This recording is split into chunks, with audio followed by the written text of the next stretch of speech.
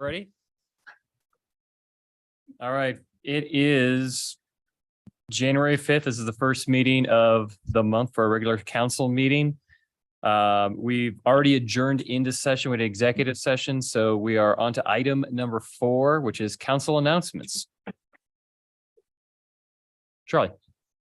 I just want to announce for people in the audience and here, the reminder that we are having a meet and greet with the city manager candidates at the community center starting at 6 o'clock. Do I have that right? And then it goes to 7:30. We really would appreciate anyone going there that's interested in the city. Talk to the people. If you have comments, get them to Ryan or us, because we're going to interview those people tomorrow, and getting community feedback on what you think of those 3 people would be helpful to our decision process. So Can you tell them where it is? it's at the community center. Thank you. Ingrid. And that is to say that the city council election cycle started on the 3rd, meaning that you can pick up a packet. There are 4 upcoming positions that will either run again, or, you know, there's obviously an opportunity for a few people. Paula has expressed that she will not be running. So ultimately, if anyone is interested, Ryan Muse, you can pick up a packet. Who's our city clerk? Thank you. Anybody else?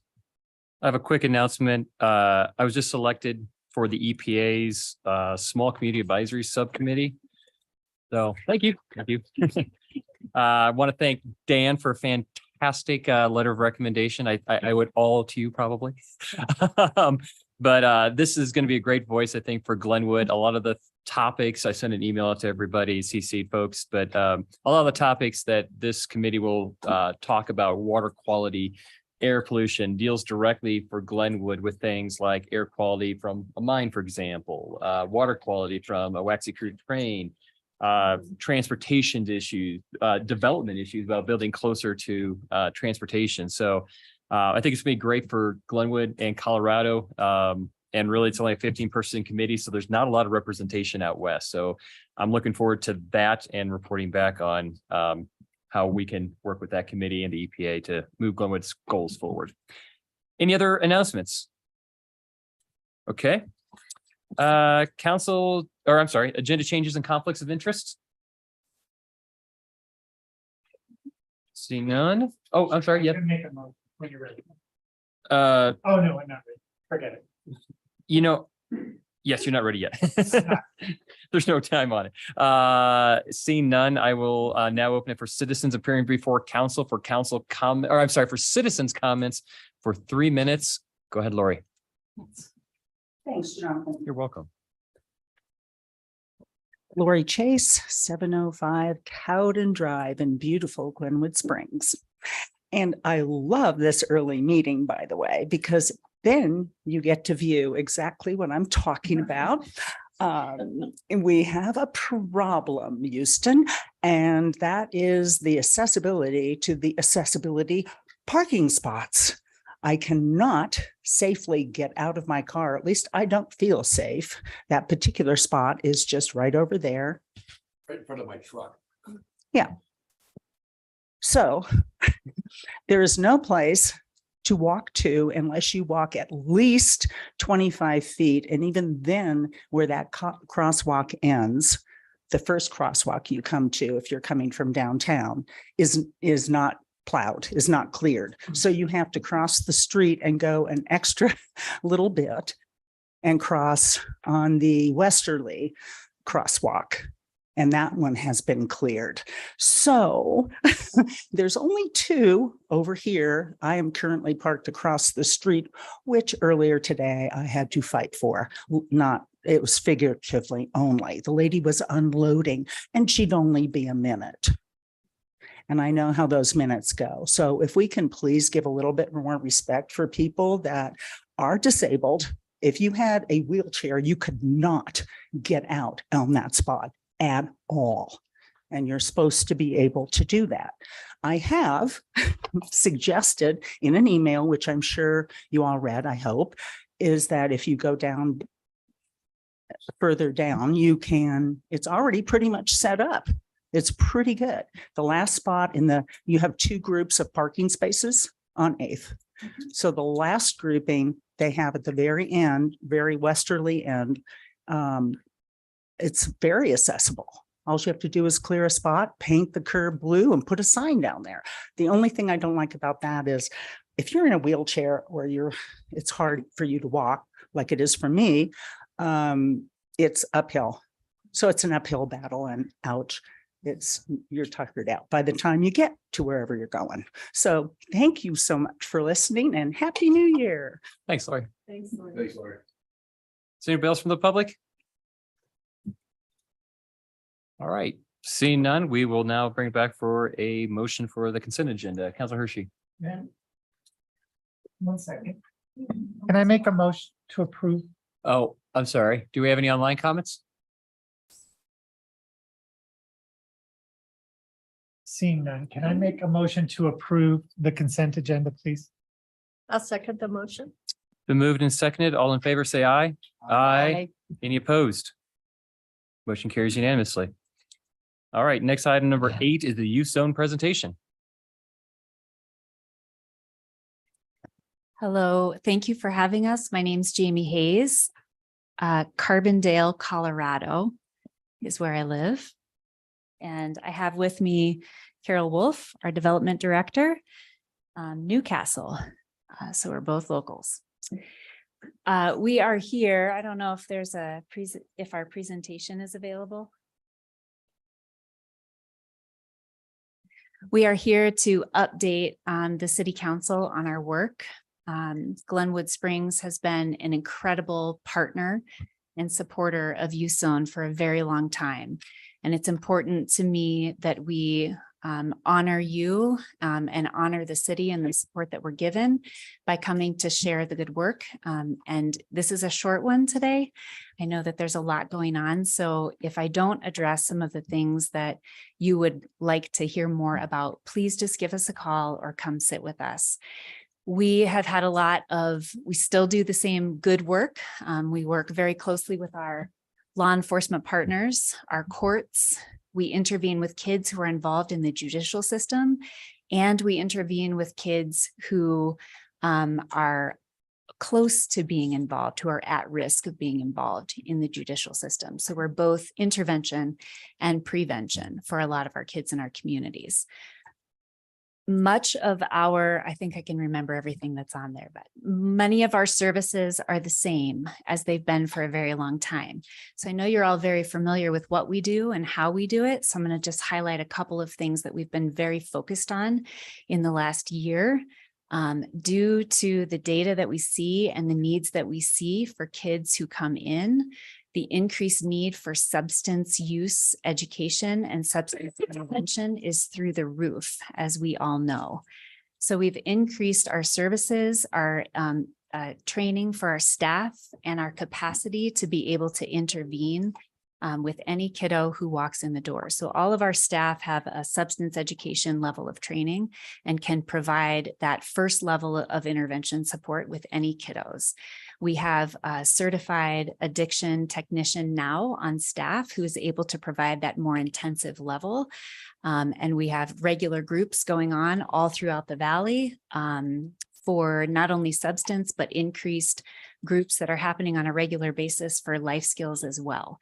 So we've increased our substance work. We've increased our peer support group work. We are expanding our space. So we have an LGBTQ safe space here in Glenwood that happens regularly on a weekly basis, facilitated by clinician Janet Gordon. And then we're expanding to two other communities with our LGBTQ support work as well. We're very excited about that. And our numbers stay pretty consistent. I think you see it in your packet. I believe on average, we serve about 75 youth annually in the city of Glenwood. It continues to be our highest referral source from Aspen to Parachute, with Rifle following closely after that, and then Carbondale actually as the close third. So that's it's an interesting adjustment for us. So because of the demand here in the city of Glenwood, we are very present here. Our main office, as you know, is right down the block, and all day long, it's a steady stream of parents and families and clinicians and service providers coming in and out of the door. It's a really busy place. So just wanted to update you and thank you for the support you're giving. And I'll give you just a few minutes to ask questions and we'll. You know, that clock is, you can ignore that a little Okay. bit. It's the shock. Like, oh gosh, should I stop? I should have printed it off before I can. Mhm. Okay. Any questions? Yes, Tony. I think this counts.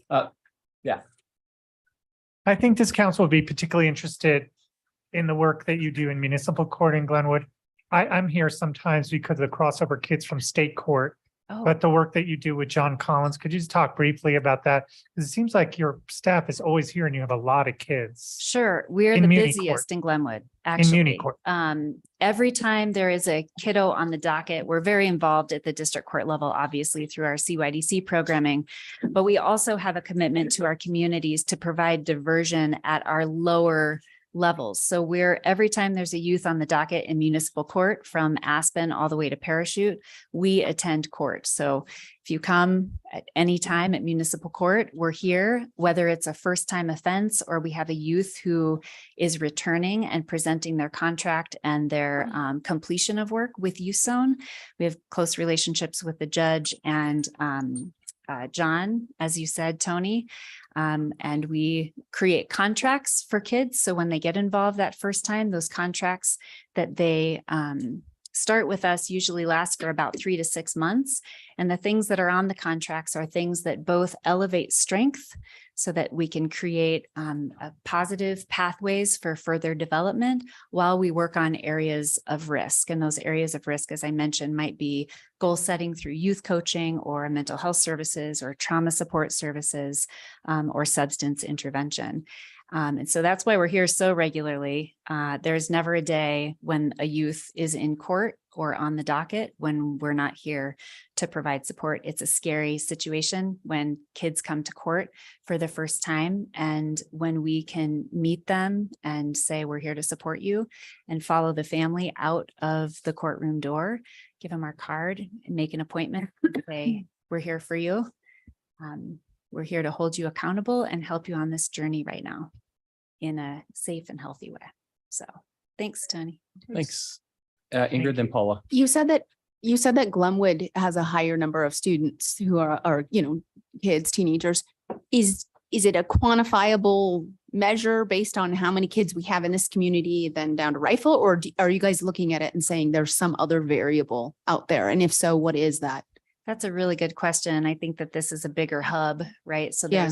there's a lot more happening and a Sure. lot more sort of traffic in and out of town.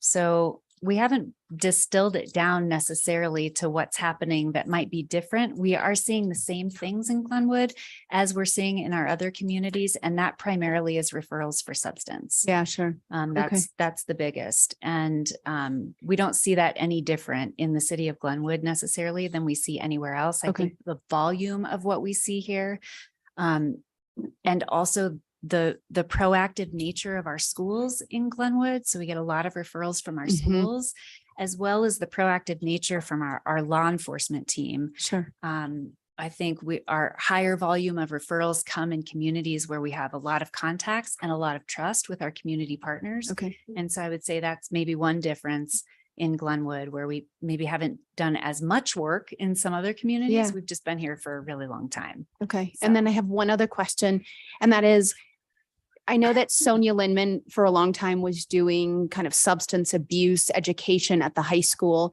Do we have that position anymore? I know hers was eliminated. What can we do more to kind of proactively,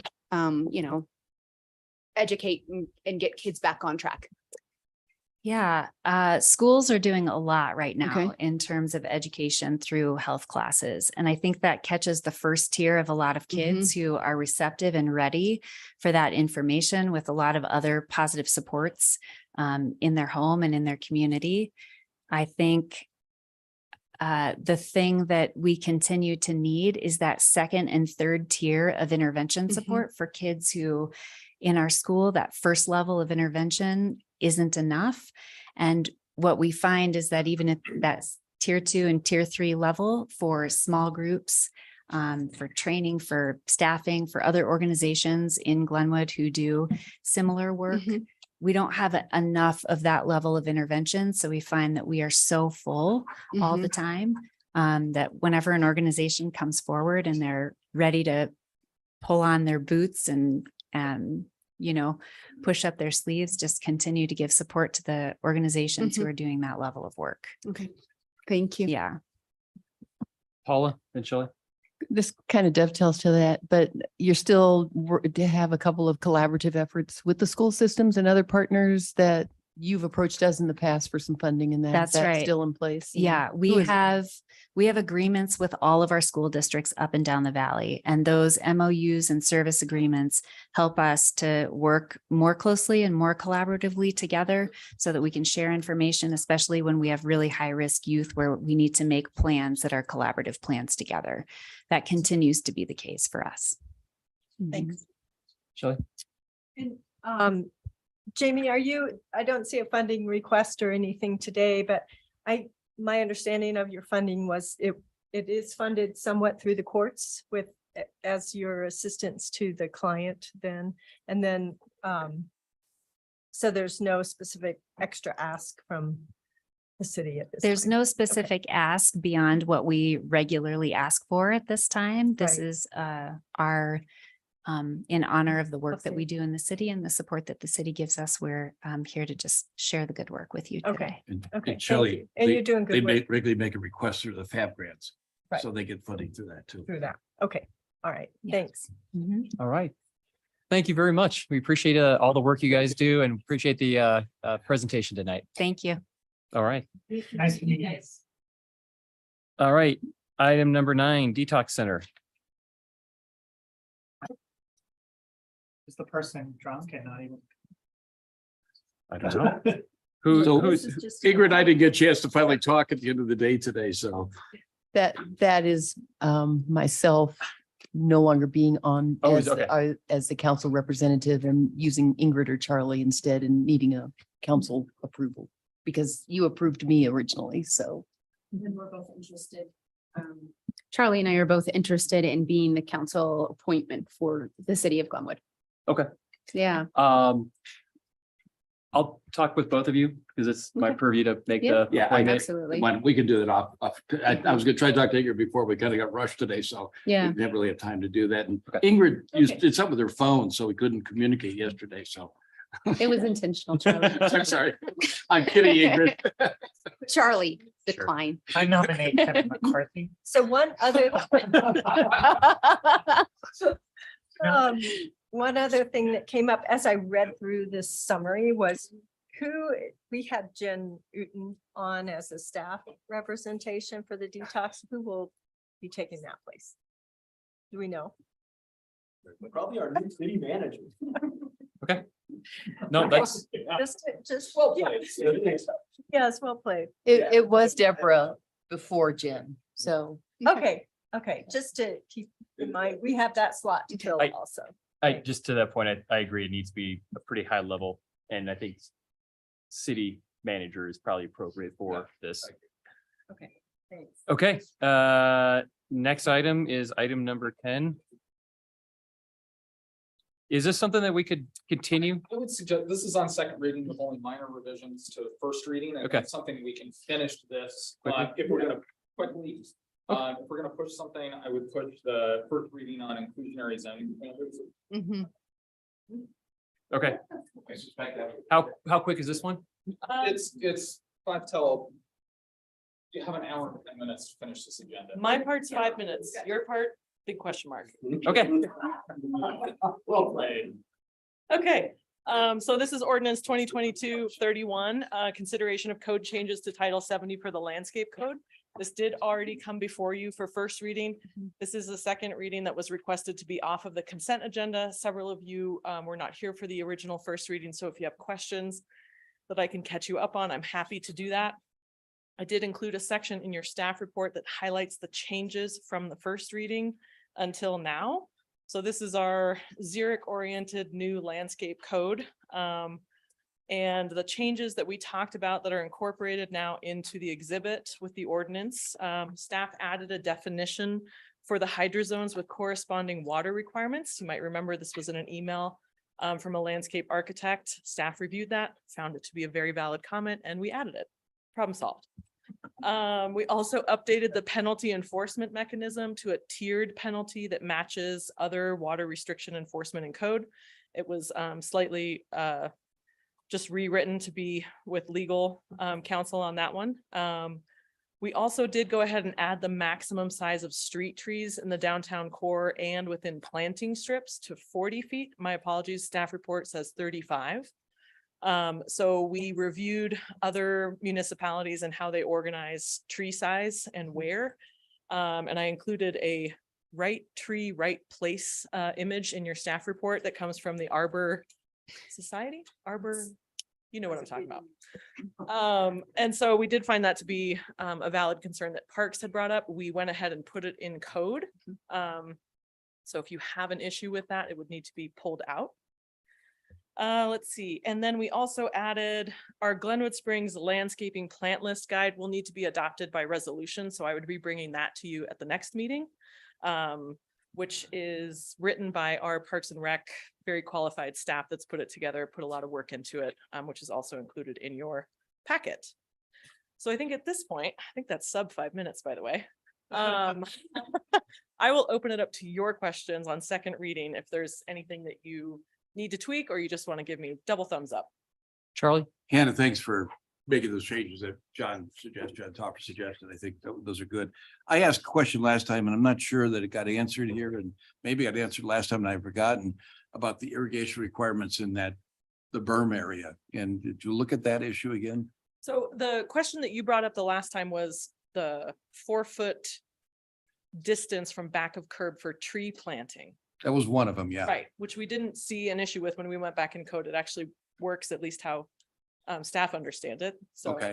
If that's, I didn't find anything that needed changing there. Okay, Like I said before, this is a code that we anticipate updating within 6 months easily, doesn't require a study. So if you look at that further and still think that there's an issue, and remind me of your irrigation question. yeah, as I remember, and I thought of this afternoon when I was doing something else, but I talked about last time, you got the area between the sidewalk and the street, the berm. And the irrigation requirements require time. You can't put out a hand irrigation. You can't take my hose and put it on the berm. And that seems to be kind of an onerous requirement for homeowners to have to put an irrigation system in to irrigate that berm. Actually, I did look on that. We're not requiring that irrigation systems be in the planting strip, what we call it.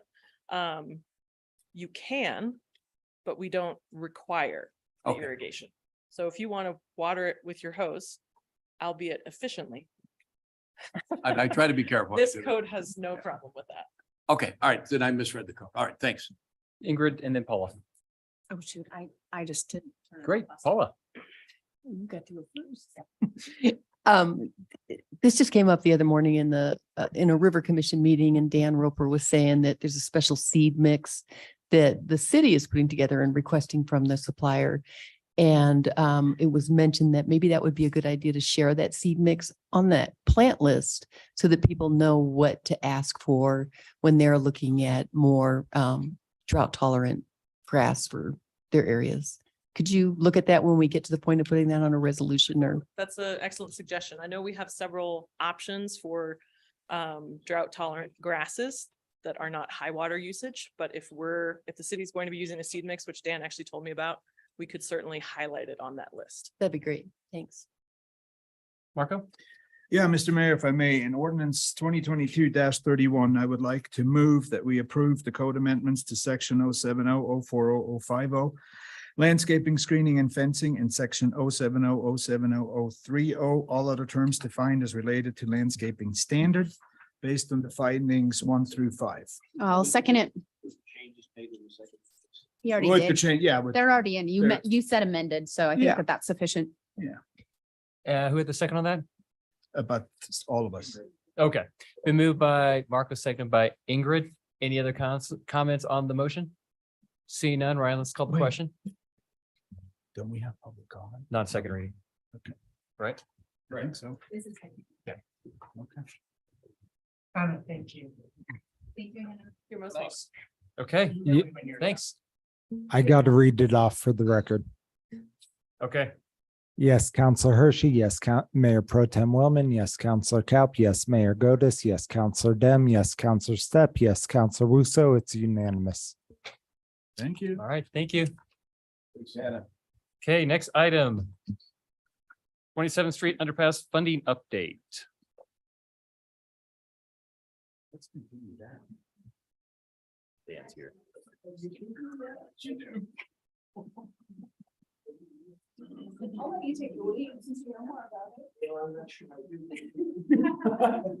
Well played, Dan. Kurt Ravenstrong, I believe, is on your Zoom meeting here, and he can supplement any information that I lack. Thank you, Mr. Mayor and members of the council. I'm here to talk to you about the 22nd Street pedestrian underpass project that we have been working on for the last couple of years. It's been fully designed, and we've been out to bid on it 3 times. And the first time we didn't get any bids. The second time we got 1 bid, but it was about $6 million in total in terms of all the costs of the project over the funding that we had available. And you'll remember I came here and talked to you a while back about this, and we decided to kind of put it on the, on the shelf for a while. And then we had an opportunity, thanks to Shoshana Liu, the executive director of CDOT, to pursue a RAISE grant in conjunction with the West Glenwood Springs Park and Ride lot and Transit Center expansion project. And so she was gracious enough to allow us to put $6 million into the RAISE grant application, and we were successful. We received $6,020,468 that is designated for the 27th Street underpass project. So once we got notified of that bid award, then we went out to bid again, and we had 5 contractors, I believe, that showed up for the pre-bid discussion. But we really, when it was all said and done, we only got 1 bid. And it was the same contractor that had provided the previous bid. But this time they raised the price by approximately $2.69 million. And we also had to go out to bid for construction management services because this project is going to kind of slide over 2 years because of the shorter construction seasons. And we got kind of 1 bid on that as well. And we had in our budget $950,000, and ultimately the bid that we got was about $2 million. And we're working with those contractors now to see if they can tighten that up a little bit. But because of the escalation in the price of the construction bid, we felt it was prudent also to increase our contingency to make it a 10% contingency. And so it's going up to about $1.79 million. And in total costs, we're up about $5.247 million above where we were back when we thought we were only short about $6 million.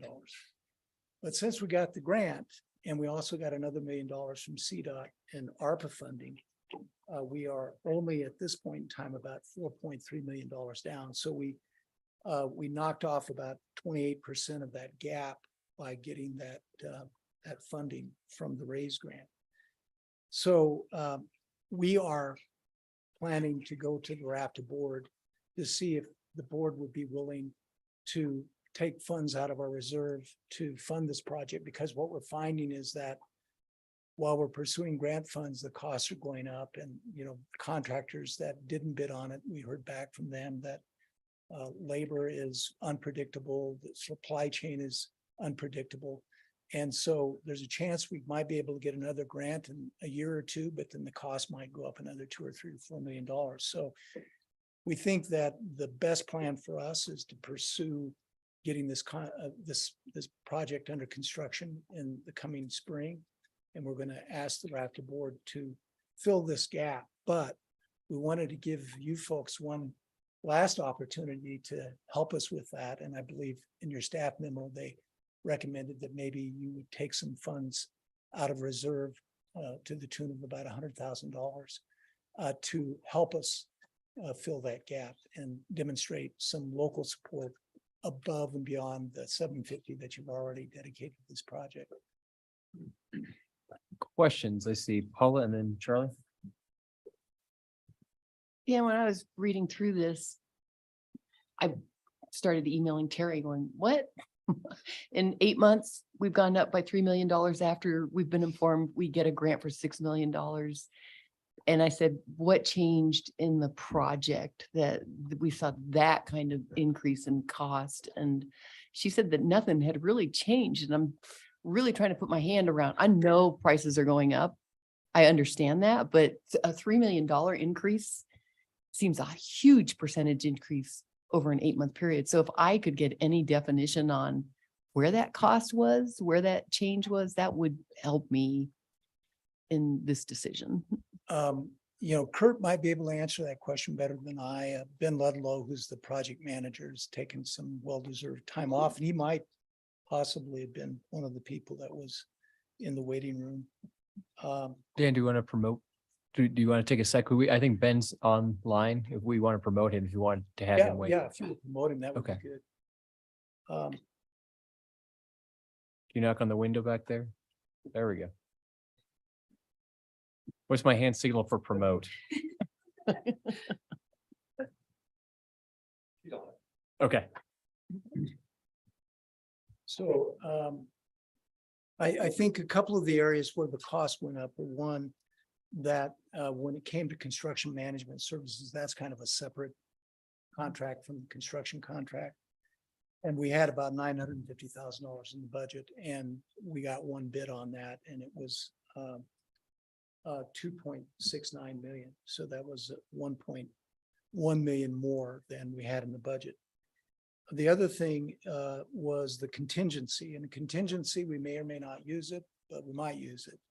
And in the previous iteration, we had like $356,000 for contingency, which was way under, you know, any percentage that you could, you know, the bid was 15 million. So we probably should have had about a $1.5 million contingency, but we only had 300,000. And so we feel like it's important to increase the contingency to 1.7, but we may or may not spend it. So a big chunk of that $4.3 million shortfall is coming from the construction management bid and the addition of the contingency. The contractor increased their bid by 2.69 million. And did you say that again? I missed the number. 2.69 million is the contractor that bid on building the project. And that was where my concern, I understand all the different increase in costs, but I was just trying to get what in that contract changed so much. Ben, are you on? You gonna? Yeah, I can speak a little bit to it. The construction management is a big portion of it. And I will say a CDOT project, their construction management contracts, especially for a structural project, can range between 10 and 20% in construction costs. So that increase is somewhat to be expected. And I'm sure Matt would tell you guys as well that anytime you let a contractor sit on a bid and rebid it, they're going to go up in cost. It never goes down. They have more time to review the plans. They have more time to look at the risks and also see why no one else bid the project. So that could be a little bit of inflation because of that. And I'm sure Ben can tell you more about it. Yeah. Hi, everyone. I hope you can hear me.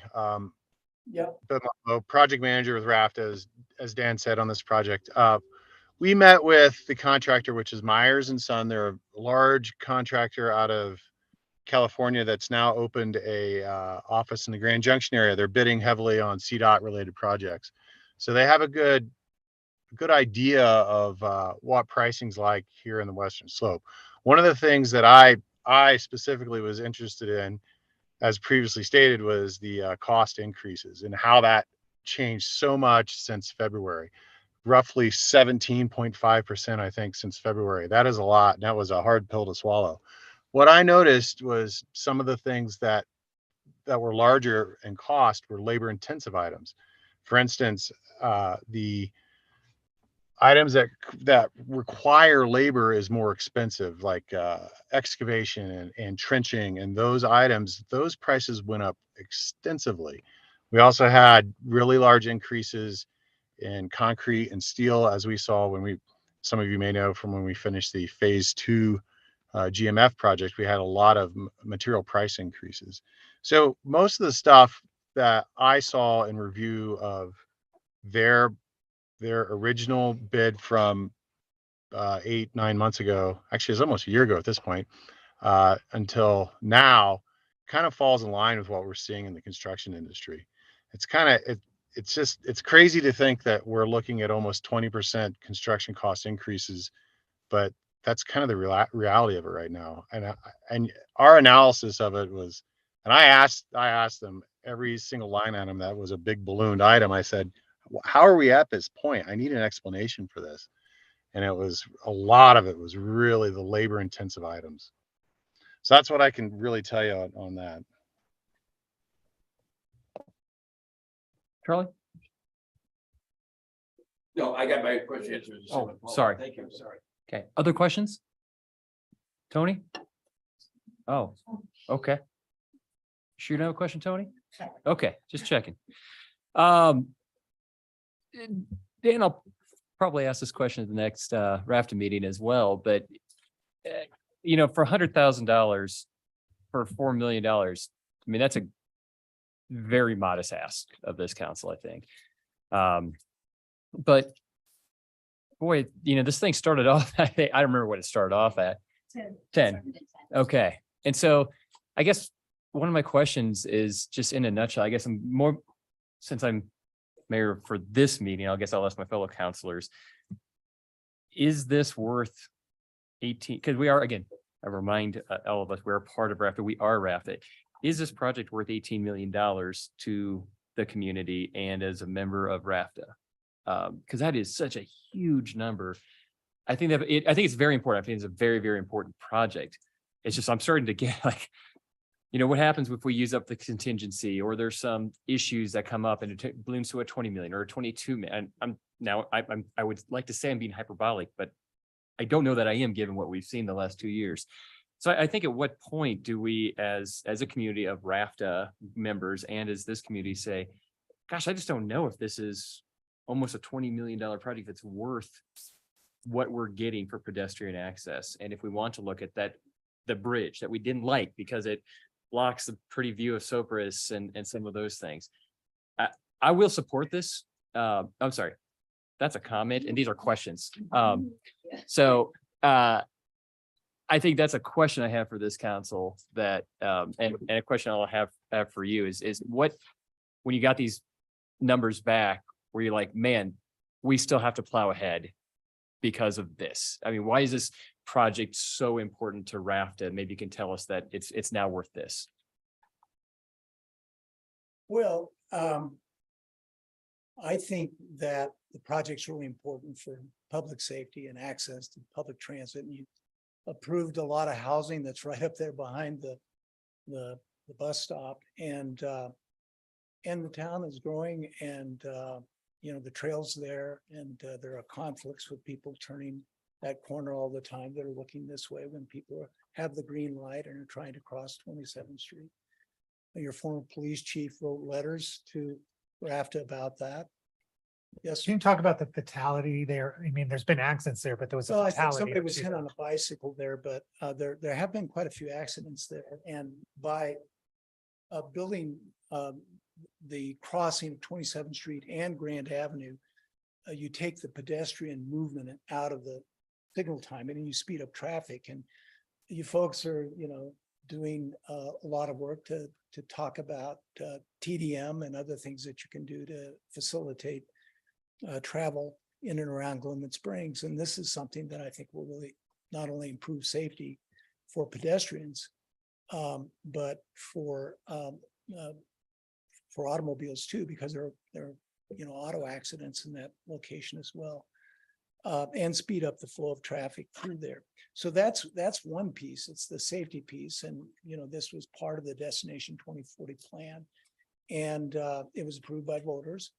And we want to fulfill our commitment to deliver on this project. Because we may need to go to voters again someday. And they say, well, what did you do? Well, we didn't do, half the stuff that we said we were going to do because we were challenged, by the price tag.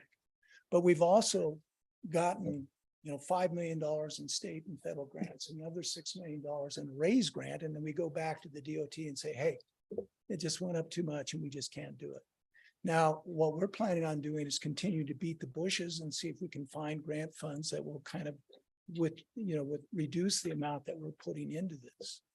But we've spent a lot of time and a lot of energy on this project. And what's more important than the $100,000 is to have some indication from this council that they support this project and want to get it done. Because if you don't, it's going to be hard for me to ask my board to step up and do it. Thanks, Sam. Charlie, and then Yeah, Ingrid. I have a comment, I guess, in. We're still in the question phase. Yeah. Oh, I thought you said we moved to comment. Why don't No, you I make said a- I why don't you started make to. a motion. If somebody wants to make a motion, then we can have a comment. But how about this, if you will? Does anybody from the public like to make a comment? See none. I'll make a there's- motion. Go ahead. What should it say? That you approve the request. I would make a motion to approve the request at this time. I'll second the motion. Moved by Thank you. Counselor Hershey, seconded by Counselor Kaup. There's a motion on the table. Now. Thank you. Sorry, yes. I'm real concerned about the increase in cost. I mean, obviously, not just because of this project, which I do think is a safety project, and I'm going to support the motion. But I start looking at, we're spending $17 million for an underpass, a couple underpasses. I know we're doing both on the 27th and 82. And we're looking at a quote unquote bid on Southbridge of $60 million. And I'm wondering whether we're looking at 80 billion in Southbridge. So I think we start looking at our funds, we got to be concerned about how much we're going to do.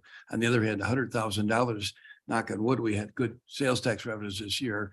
And that is in 22. So I think it's a reasonable thing for the safety of the community and getting to some of the stuff we talked about with the comp plan. It's what do we do for us? This is a thing we do for us. So. Thanks, Charlie. Ingrid, and then Tony. Oh, I'm sorry. Okay.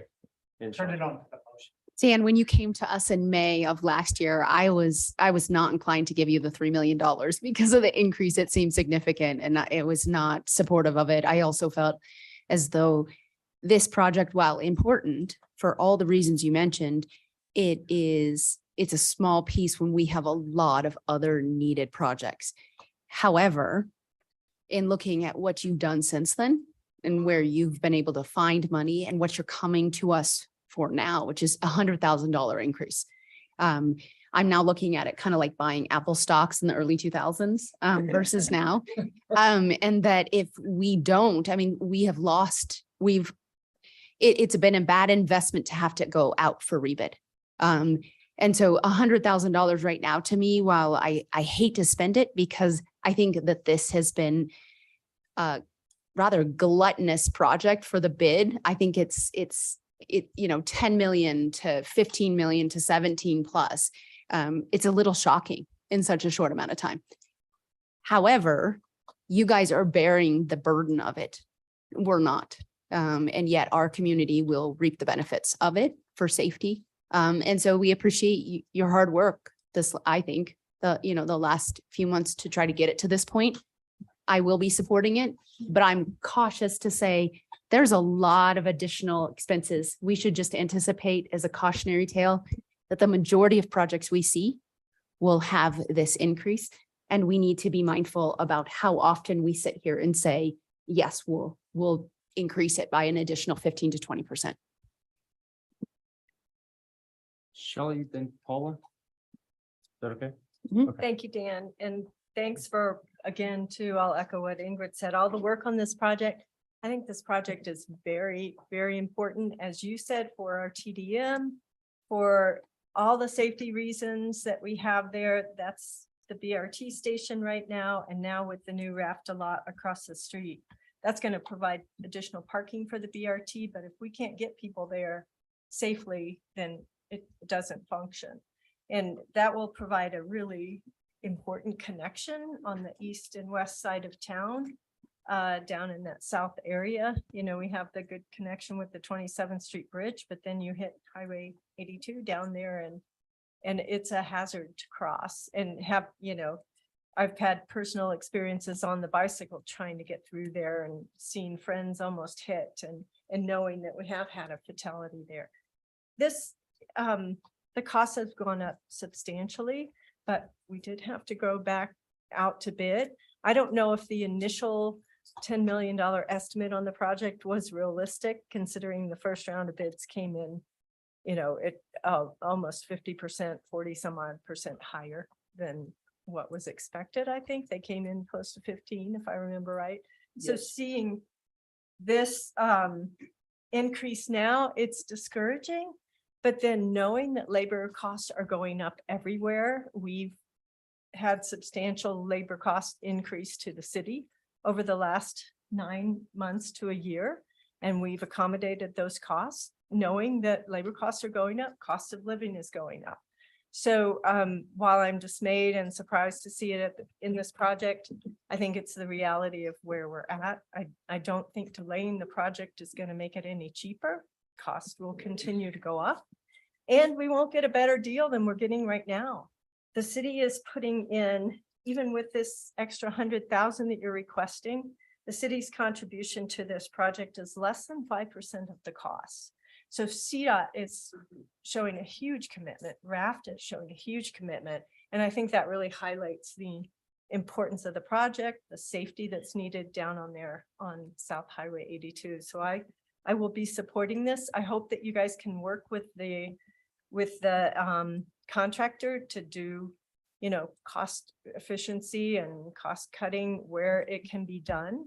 But I think the time is now to move this forward and get it built. And, you know, I can't think of another scenario where someone came to me and said, hey, I'm going to build you a house and you only have to pay 5% of the cost. I don't think I would say no to that. So I'll be supporting this. Thank you, Dan. Paula, and then Tony. Dan, I know I'm the one that jumped out and said, what? Looking at those costs. And when I look at that and look at all the capital projects we do, it really makes me appreciate our city staff and all the work they do with salaries that we pay them. Although I know we have capital projects and go to other contractors. I have to say to Steve, we better start looking for another income source because I'm not sure if our tax base is going to cover all these kind of projects in the future, but I will support this. I think it's really important, especially in regard to safety on that corner. That is in my ward. I'm down there a lot walking and biking, and I've seen a number of incidents that we need something there to protect the pedestrians and the bicyclists on that. So thank you so much for RAFTA and what they would contribute to this. And hopefully we don't have to go out to bid again on this particular project. Tony. Thank you, Dan. I'm going to support this. Mr. Mayor, I was a prosecutor with another gentleman who had to do that case with a bicycle. So I saw this video again and again and again. And this accident would have been, it was an Uber driver who videotaped it. I don't know if you ever saw it, Dan. It's horrific. But it's not just that accident. It's just the near misses there. And we have to remember in Glenwood Springs, this is a transportation hub. And, you know, that's such a busy intersection, regardless of your RAFTA facility there. But I think it's so important for bicycles and pedestrians and non-vehicles to have an alternative route. But finally, I just want to echo what Shelley said. You know, you're building a house and it's going to cost some more, but someone else is paying for it. I always like when someone else pays for things. So I'm concerned, as Paula was, about the increase in cost, but I think this is a reasonable thing, and I guess we could expect it. So I'm going to support this, Mr. Mayor. Thank you. Thanks. Marco. Yeah, just real quick, and I echo everything. Oops, I didn't want to do that. I echo everything you guys have said. Just a couple of thoughts. I'd love to be part of the contingency funding. And if you don't need it, just give it back to us.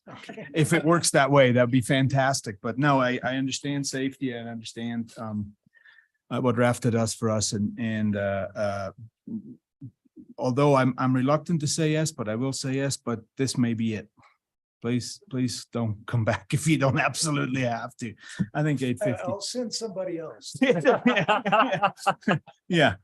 I think this would be my last increase that I can stand. So that's it. Who are you gonna send? Steve, is there money in the reserves, the transportation, it's dedicated 2% or 0.2% sales tax that we could take it out instead of our general fund reserves? Yeah, we do have reserves there and it's fairly healthy. I'll have to look and give you a specific number, but the answer is yes. Would the motion maker be amenable to taking it out of that? Which one? The 0.2% dedicated transportation fund? No, I'm talking about the 0.2% the bus tax, right? Glenwood. Well, I would defer to Shelley, but I'm open to that, yes. I mean, she was seconded it. Yeah. Right, Glenwood. Yeah. Yes. Okay, okay, I think that's reasonable. okay, I would amend that. Thank I'll you. second element myself. Thank you. Miss. And just two comments. I'm going to support this. I think it's a great value. I'm a size large, apparently, just so you know. I'm a size large, by the way, because you Excited large? yes. Okay. And I think Shelley, to your comment of it's only 5% and very little is being asked of this community. But if somebody wanted to build us a $50 million house, I'd have to ask the question, do we really need a $50 million house? And it's 2.5 million. What would be good for us to spend? So I don't know that that's a rationale that I would necessarily want to carry forward for future projects. But Dan, I think you said something that just strikes, I think, me really hard is the voters approved this. We have to keep faith with the voters. They approved the 2040 destination. Glenwood Springs voters also approved it, not just, it wasn't, the region didn't just carry that, Glenwood Springs also carried it, so. It was a little shy. But... Little shy, okay, but a lot of us did. So I think we have to, because we're going to have asks in the future with RAFTA, we're going to have asks in the future with other things, and keeping faith with the voters on these things, even when they come up short. And we have to strive really hard when we sell the voters on, this is what we're going to give you. We have to try everything possible. So for $100,000 to not break faith with what was voted on 4 years ago, I think is critical. So that's why I'll be supporting it. Yep. So unfortunately, I'm going to have to flip my vote over to not support it because I can't support it coming out of the bus tax fund. I think we have other needs for transit, on-demand transit and other things that we need to be using that money for. So I can't support the motion as is. Okay. Ryan, let's call the question.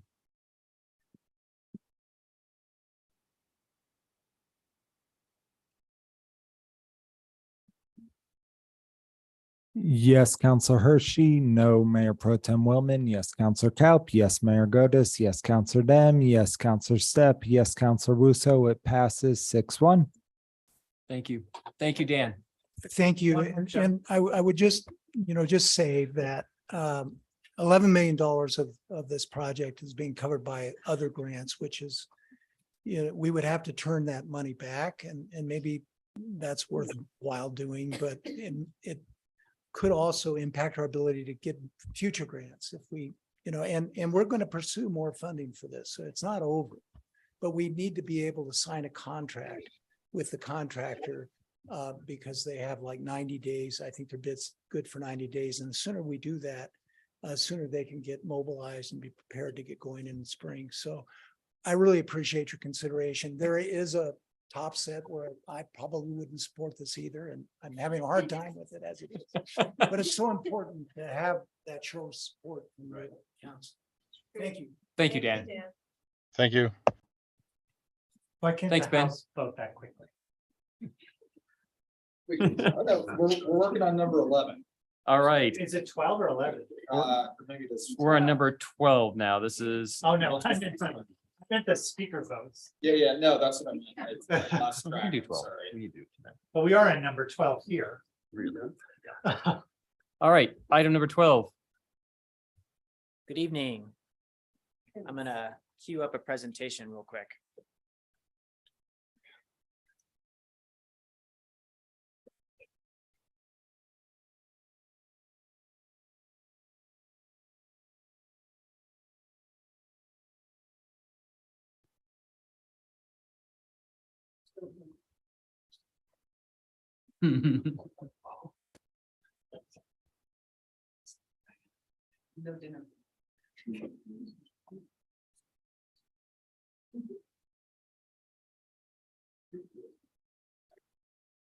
Okay, everybody ready? Yes, sir. My name is Watkins. I'm a planner. It's good to be with you all this afternoon or evening. It is. I'll try to keep this brief. I know you got a lot on your agenda tonight, but we're here tonight to discuss municipal code text amendments regarding community housing standards and guidelines. And so these are about inclusionary zoning requirements. I'm going to say some things that many of you know already, but I'll just try to cover this. Inclusionary zoning requirements are kind of a baked-in affordability method. It's one of the tools that we have to ensure affordability in the housing market. And in essence, what it is when there's a new development that triggers the inclusionary zoning requirements, a certain percentage of those are required to be permanently deed restricted for affordability. These are very common, at least throughout Colorado. Many jurisdictions have them. And we have had them on the books since 2001 with a break for a few years until they were reestablished in 2021. And this is the first amendment that we've considered to them.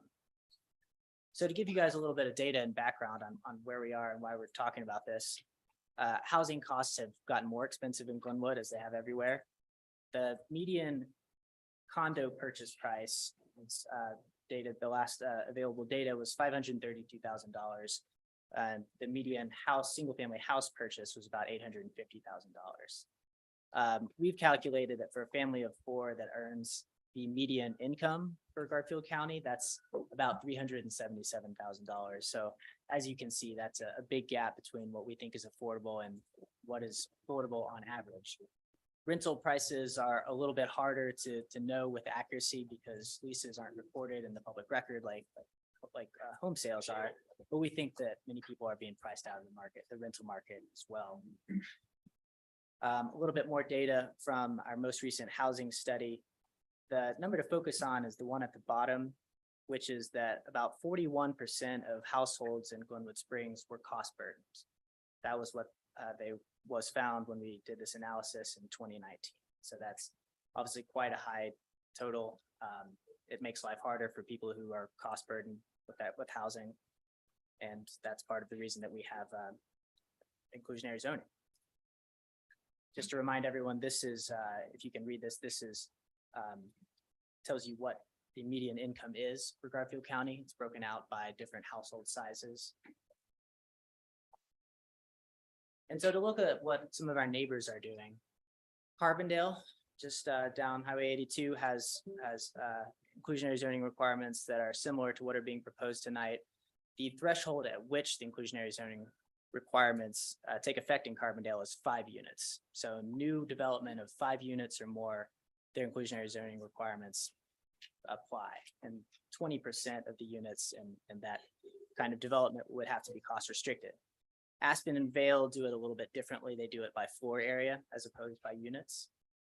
And I think it's also important to remember that many jurisdictions have other programs, and so not just inclusionary zoning, that get at the affordability. So what we're specifically talking about tonight is amending the applicability section of Municipal Code Section 704530 down from 10 units, which it currently is, to 5 units, and then increasing the percentage of required affordable units from 10% that it is currently to 20%. And I've broken this out, just kind of, it shows you how, if we did this change, how the numbers would change kind of more quickly. This is all basic math. To date, we haven't received any public comment. And I wanted to break out the actions that you all have at your disposal tonight. First, I'll also mention what the Planning and Zoning Commission's recommendation was. They discussed it at length, and were sympathetic to the affordability problems that we're having here.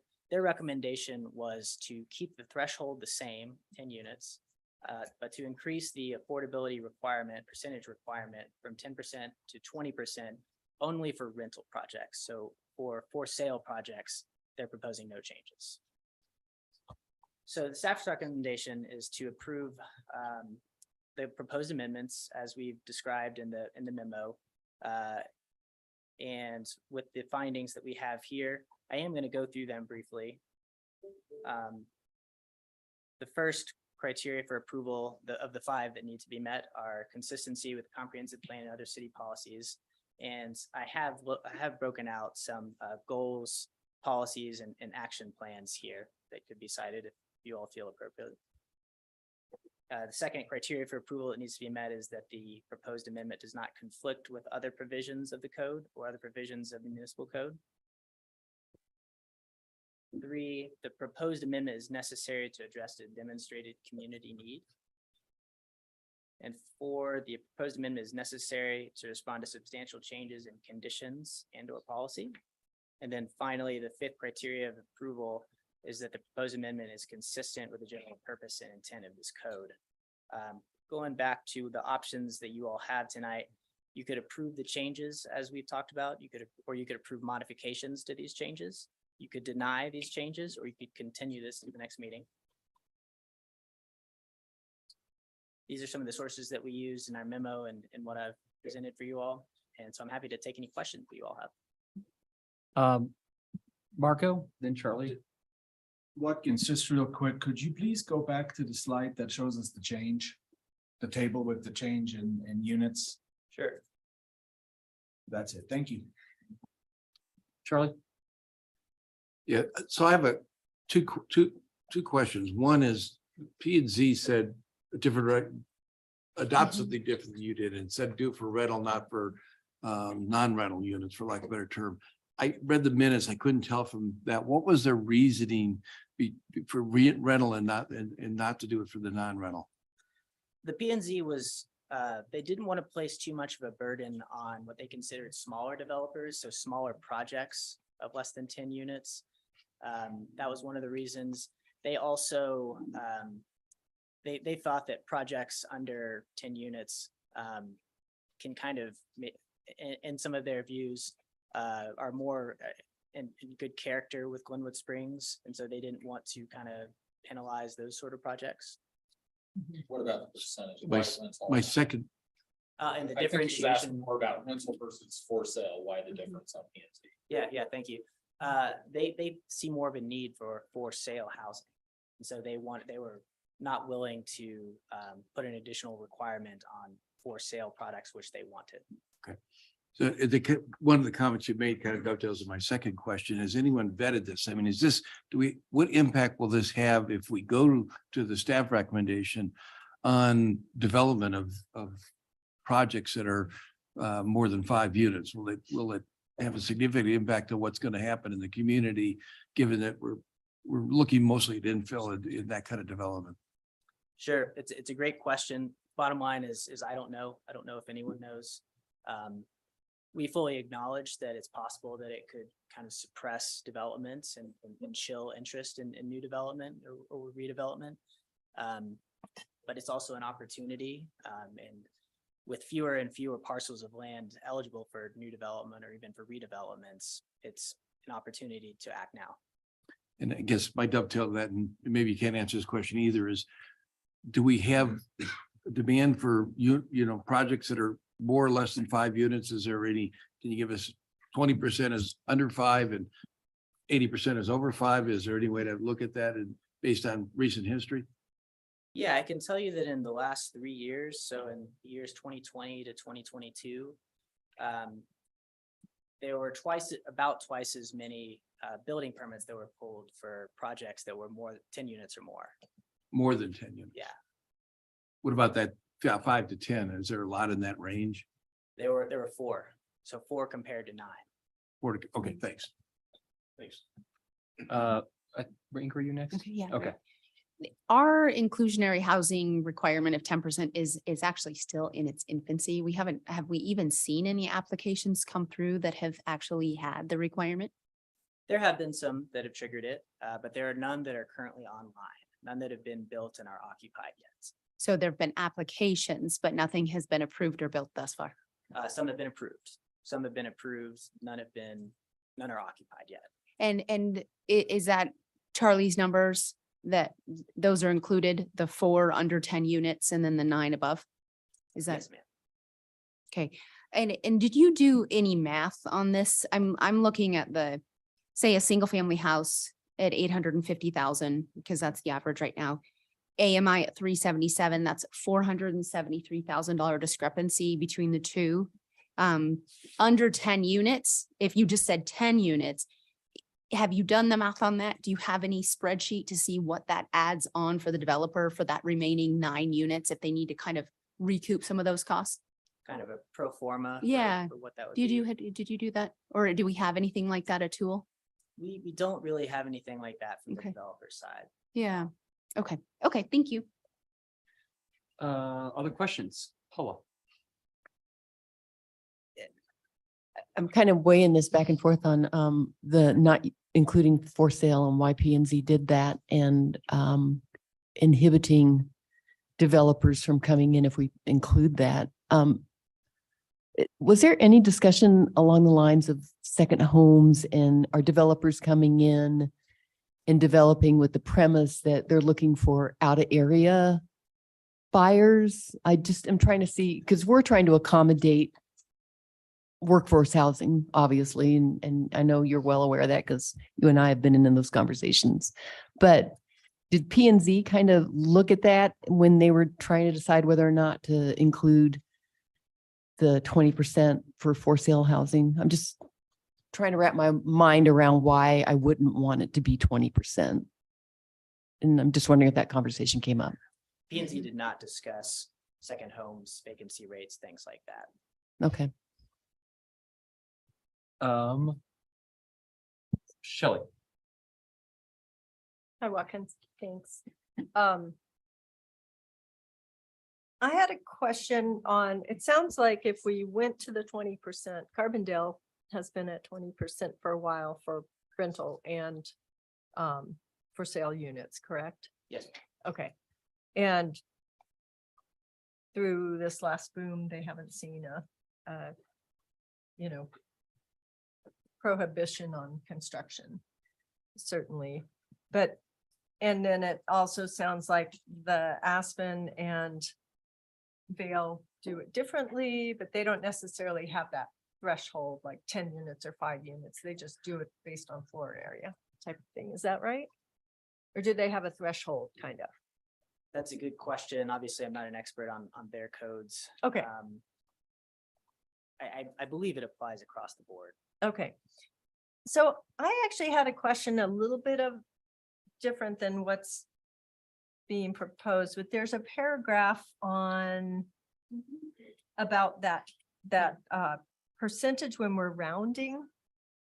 And I just had a question on that. Right now, we go for fractional outcomes of units that for some reason we have the below 75 hundredths of a unit, we're rounding down, and 75 and above, 3/4 and above of a fractional unit, we're rounding up. Why did we do that? As opposed to standard math is, 0.51 and above goes up and 0.49 goes down.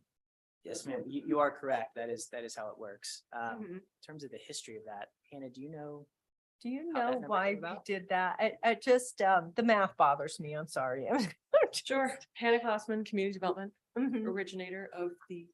Okay, okay. So yeah, the 0.75, which is an interesting one that we did the last time, it really was in consideration. If you look at this, it was trying to give a break to the smaller projects so that really you had to be on the much farther side of that fraction before it tipped over into requiring the second unit or the Okay. third unit.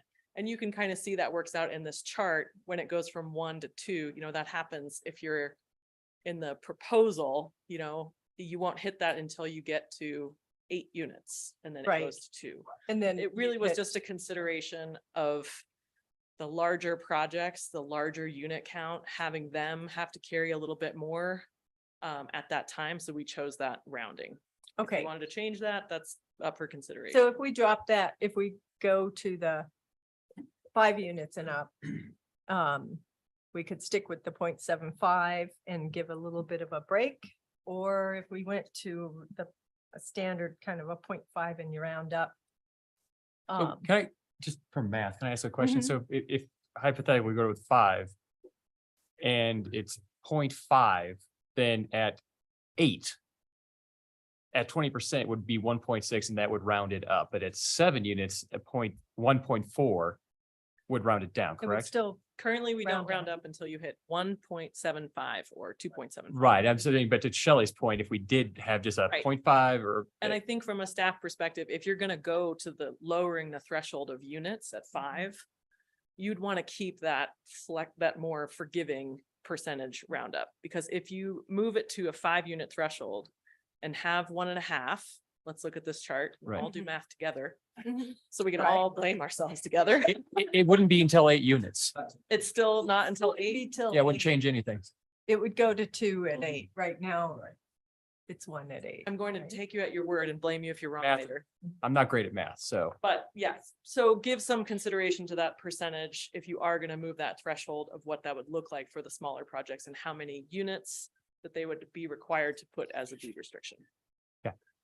I mean, I Okay, think to that point, if my math and somebody else maybe that does this, I think the difference would be that would kick in at 8 for 0.2, but if we kept it at 0.75, we're talking about a development of 8 versus 9. That's it. Like that's a really very specific difference of, a winner and loser between one. So I don't know. Mhm. I don't know if it makes that much of a difference, to be real honest. Other questions? Seeing none, I will open it up to, and questions are still allowed after, I'll open it up to the public for comment. I'm gonna miss question. I know. Henny. Did I say Henry? Yeah, you miss him so much, you don't even know. his I name. don't, I forgot his name. It's been so long. All right, I'll bring it back for a motion or further discussion. I will make a motion, and my motion is going to be a little complex, so hang tight, okay?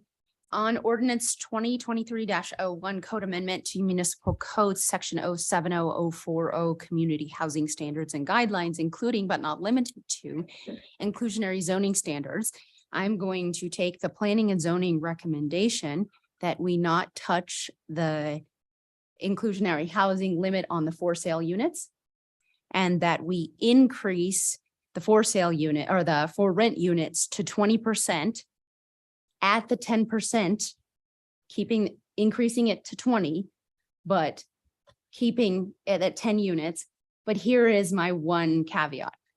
I'm very comfortable if a developer, in lieu of doing 20%, if he wants to build the entire complex to be condominiumized.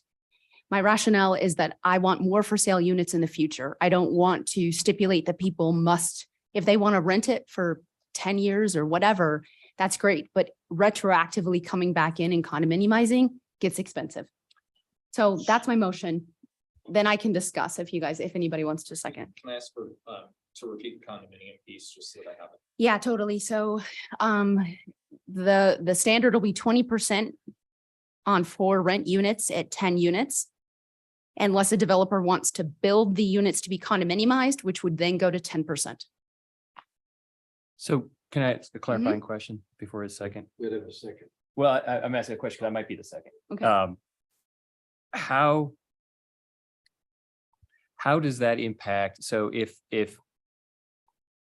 you're saying that this applies to for sale and rental, 20% applies to for sale and rent. 10% applies to for sale. I see. 20% applies to for rent Okay. and can drop to 10 if they choose to condominiumize. Okay. Thank you for that clarification. Is there a second? Second.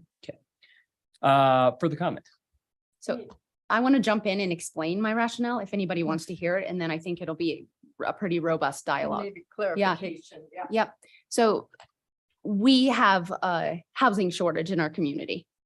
And the only way we're going to start to solve it is to grow sustainably in a way that works for the community, but doesn't overburden the community. So the only way a developer can actually make it sustainable for them is to jump in and build a lot or to not build at all. We want a climate to where they actually want to build. Supply demand is going to be what regulates us and helps us with housing. If we don't create a climate for them to want to build, they won't. They won't build. And if we increase it to this, I'm concerned, and I'm only worried about the for sale units. I don't want to touch for sale units beyond the 10% because we haven't even vetted it very well to see if 10% is getting us that much inventory, because not enough people are even taking advantage of it.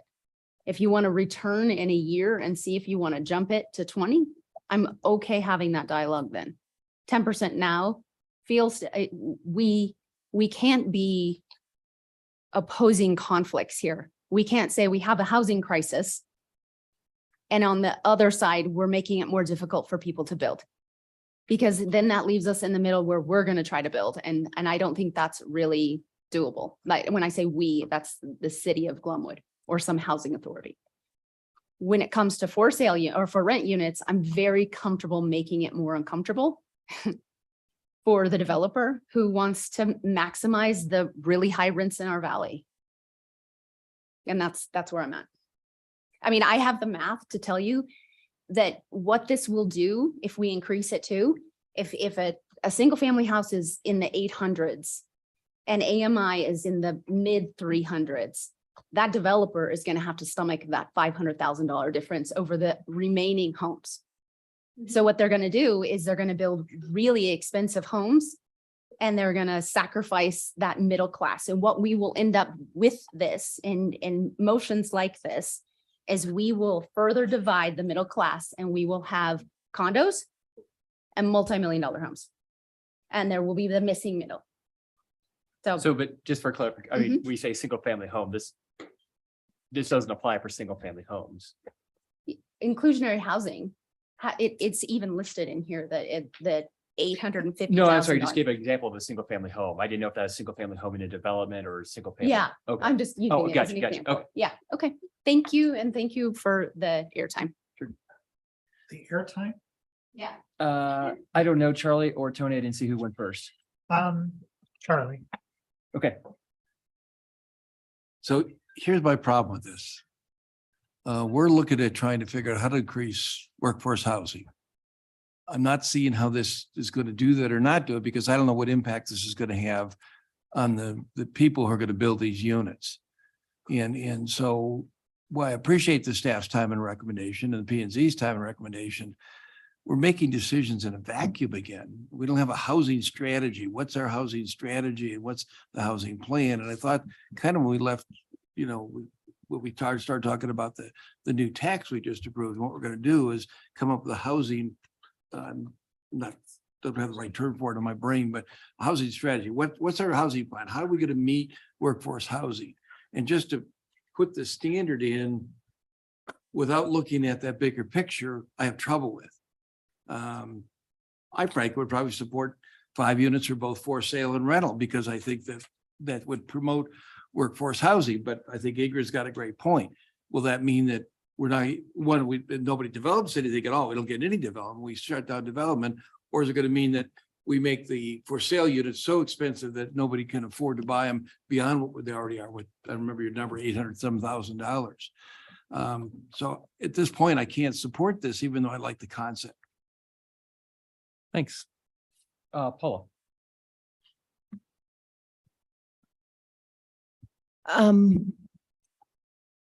My push is for affordable housing, and I understand what Ingrid is saying, and that we're by changing for sale housing to a 20% inclusion could diminish a developer's desire to be here in town. But do we want developers in town that are building $800,000 to $100,000 home? I mean, $1 million homes that nobody can afford? I mean, what does that do for us just to have the housing that people can't even move into? I'm looking at a Alpine Bank e-newsletter from a few days back where it says Edwards and Glenwood Springs are the third highest percentage of second homes. That's not what I want for our community. I'd rather see us put some parameters in place that, you know, developers know they're coming in. There's obviously an opportunity to earn a lot of money by building the higher priced homes, but to add just a house or two so that somebody locally can also invest in a home, I think is very important. So I appreciate what Ingrid's saying, but I can't support that, you know, her proposal without including the for sale housing. Go ahead, Markham. Okay, just real quick, and sorry. I'm looking at the number, and Ingrid, thank you for your thought process of what you're trying to achieve. But so I just did the math briefly on the cost of a 2-bedroom. I know, but I'm thinking like Okay, that. sorry. The cost of the 2-bedroom, and I'm more thinking to make it or to be helpful to the developer, we stick to the 10 units and above, because I think the math will pencil out if you have to do 2 at 10 units, where if you go to 8, it's tighter. It's really tighter, and they all have this cap rate thing that it needs to work. So I cannot support the condo thing because I also think nobody will do it. That's just how I feel. I understand that. Hold on, let's not get back and forth. That's, I understand that. I think we should, in a way, follow Carbondale's lead. I know that we're not Carbondale, they're not us. They were very successful over the past 2-3 years in building, I don't know how many units at 20% inclusionary housing for sale and rent. But I think we should stick to the 10 units and above, but do both, do for sale and for rent unit. Did that make sense? I think so. That's where I'm at with the math I did for cost and all that kind of stuff. I think it could work. And I think we can still attract developers to come to our town. And I said this months ago. I said, I think it's time for us to not let them tell us what we want, but tell them what we want. So that's where I'm at. Go ahead, John. Thank you, Paula and Marco, and thank you, Ingrid, for the motion. I can tell you put a lot of thought into it, but I don't know if I can agree with it. When I came in tonight after reading everything, my inclination was to go with the staff recommendation, which is to drop down to the 5 units, go to 20% inclusionary on the for sale and the rental. And the 5 units just makes sense because at 20%, you're getting 1. So, you know, I appreciate staff's comment also to sticking with the 0.75, just because it does ease that burden a little bit on smaller projects. But I agree with Marco in that I think Carbondale has had success on that. We've seen our prices rise kind of lockstep with Carbondale, even though we're not quite as high as they are.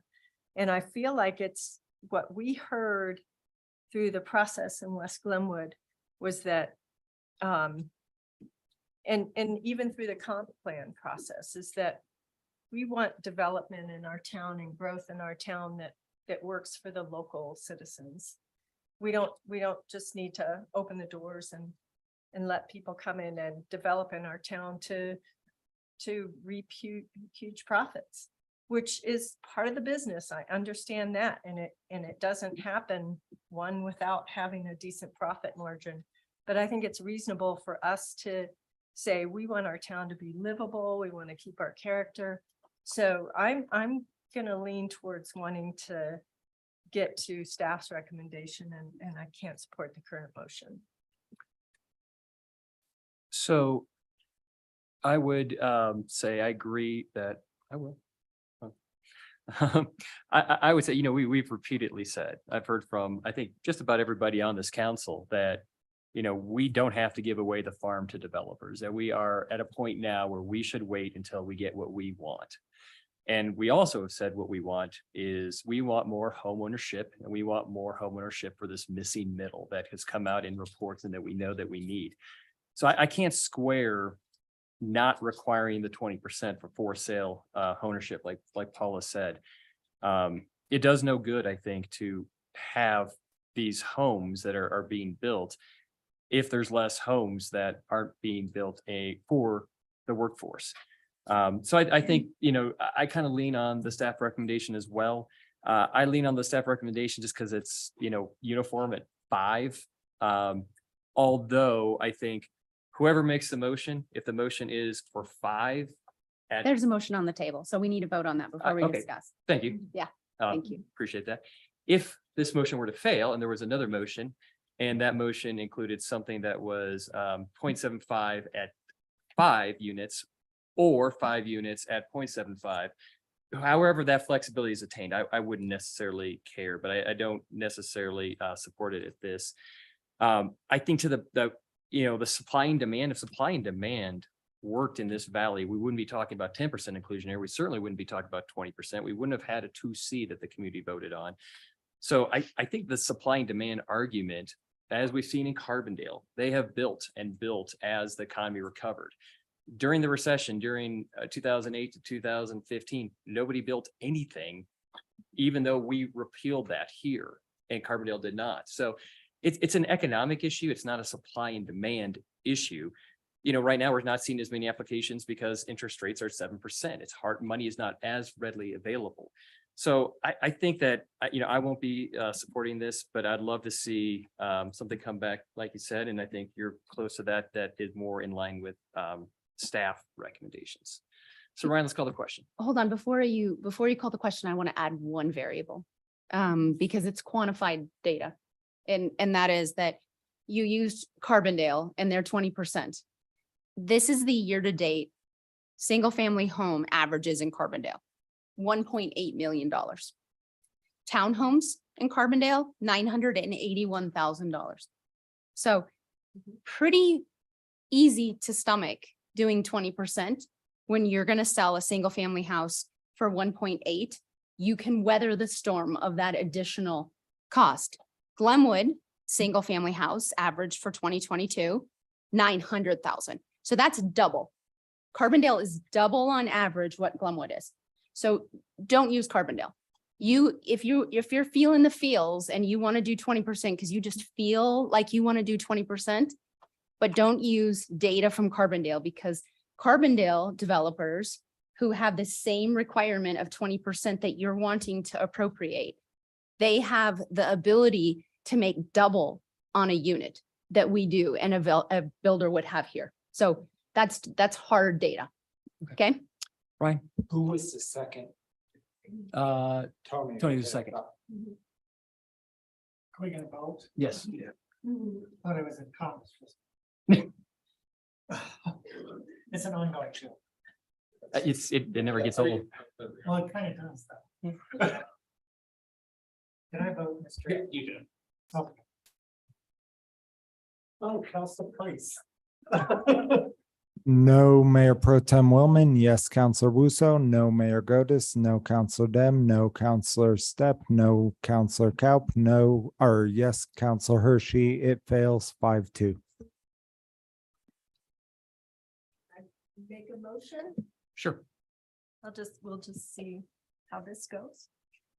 I'd like to make a motion get back to here, ordinance number 1 of 2023, changes to municipal code 070.045 to approve the staff recommendation to change the inclusionary zoning from 10% required for affordability to 20% and changing the applicability from 10 units to 5 units. Been motioned by Councilor Kaup, seconded by Councilor Dame. Can I clarify? You were saying to accept the staff recommendation, Yes. and you include the findings in that, just so we have. And include the findings as written in Page the 5. staff report, page 5 of the staff report. Further comment on this motion? Ryan, let's call the question.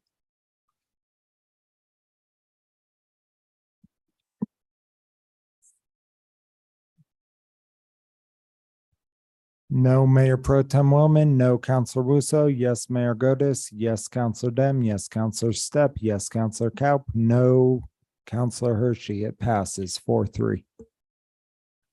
All right, thank you. Thank you. Appreciate it. Thank you, Hannah. All right, next item is council comments. Any council comments? Go ahead, Marco, then Paula, then Charlie. Just really quickly, I won't be here in the night. Okay. I will not be here in the 19th. When? I will not be here in the 19th. I will not. Paula. Oh, that was quick. Mine is hopefully pretty quick. Recently, and I brought it up to council before, there was a discussion regarding the island being removed in front of the Iron Mountain Hot Springs and the impacts to the river. And briefly after that was resolved, within a week or two, there was some activity in the river from city staff, and in a conversation with the River Commission and just bringing it to council for awareness is perhaps there needs to be something that city staff can look at as far as communication between departments when projects are happening, closer to that project happening, as opposed to, oh, you approved this and we talked about it a year ago, 6 months ago, 2 years ago, so that any concerns can be addressed when that project comes to inception and when they're working on it. That seems to be what the problem is, and I just want to bring it up possibly for a further conversation at a future meeting with staff. Any other council comments? I just have two real quick. I've been getting a lot of comments just about stuff around the city, like a lights out, the bridge is being plowed incorrectly. And sometimes I don't always know where to forward them on to, but unfortunately I have Matt's number, and Matt is awesome and he gets on it. And so I really appreciate, Matt, that you take a lot of these comments that are legitimate comments. I mean, they're not like crazy nitpicky stuff, but Matt just gets on. I just want to really thank you for everything you do, even if it's just pass it on to somebody else. The other thing is I was just reelected to CAST board as well. So another couple years on that. So if there's any other things that we have that need to be brought up in that group, and anything that comes down from that, I'll bring that back. Anybody else? Okay. No, I'm on. Oh, I'm sorry. Yeah, that's fine. I just wanted to actually say thank you to Liz and to the recycling center in the city of Glenwood. We are 26% above our recycling from 2021. And that comes from Matt's always very thorough. Thank you, Matt. Public Works report. Yeah, 26% in 1 year. I think that's significant. Thank you. That's amazing. Sure. A couple of things. One, tomorrow morning, you guys want to get here sometime between 8:30, 8:45. I think there's going to be some kind of food for you. But anyway, just so that we're kind of organized, I sent out a couple of different emails today. One with the questions that you used the last time, one with the background interview stuff. So you have that. Steve left early to go over to make sure everything was okay at the community center. That's why he's not here right now. That starts now for the public's benefit. And I think that's it. Cool. All right. With that, I'll entertain a motion to adjourn. Move to adjourn. Is there a second? Motion to second it. All in favor, say aye. Aye. No. Motion carries unanimous. It's like in the You house, stay. Just like, you're not, we're staying here until. Lauren Boebert. That's a funny day. Come on, I'm trying to keep.